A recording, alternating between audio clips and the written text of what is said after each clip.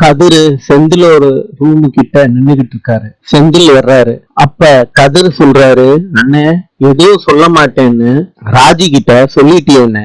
அவன் என்னடான்னா அட்வைஸா பண்ணி தள்ளுறான்னு. கதிரு, நீ எதுவும் சொல்ல மாட்டேன்னு மீனா கிட்ட அவ்வளவு விஷயத்தையும் சொல்லிட்டியேடா.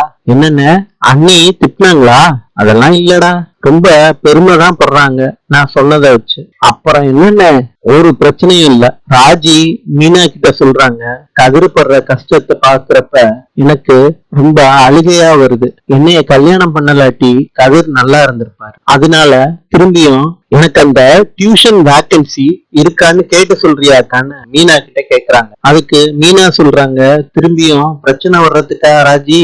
அக்கா, பிரச்சனை பண்றதுக்காண்டி இல்லக்கா, கதிருக்கு உதவி செய்யலான்னு தான். மாமா பக்கமா கதிர் பக்கமான்னு கேட்டா நான் கதிர் பக்கம் தான் நிப்பேன். ராஜி, நீ இவ்வளவு உறுதியா சொல்றதுனால நான் உனக்கு கேட்டு சொல்றேன். அரசி அவங்க காலேஜ்ல ஃபங்க்ஷன் நடக்குதுன்னு பாண்டியன் கிட்ட காசு வாங்குறாங்க. அப்ப பாண்டியன் சொல்றாரு, எல்லாரையும் கூப்பிட அரசின்னு. அரசியும் எல்லாரையும் கூட்டிட்டு வர்றாங்க. அப்ப சரவணன் கிட்ட கேக்குறாங்க பாண்டியன், உங்க ஆபீஸ்ல உனக்கு லீவு கொடுப்பாங்களான்னு, இல்லாட்டி நான் வேணா வந்து உங்க முதலாளி கிட்ட கேட்கவான்னு கேக்குறாரு. அதுக்கு கதிர் சொல்றாரு, என்ன ஸ்கூலா, பசங்களுக்காண்டி அவங்க அப்பா அம்மா போய் கேக்குறதுக்கு அப்படின்னு சொல்றாரு. அப்ப பாண்டியன் கோமதி கிட்ட சொல்றாங்க, கதிரை கொஞ்சம் பேசாம இருக்க சொல்லுன்னு சொல்றாங்க. சரவணன், அதெல்லாம் லீவ் எல்லாம் கொடுப்பாங்க, என்ன விஷயம்ப்பா சொல்லுங்கன்னு சொல்றாங்க. அதுக்கு பாண்டியன் சொல்றாரு, நீயும் மயிலும் ஹனிமூன் போயிட்டு வாங்கன்னு. எதுக்குப்பா?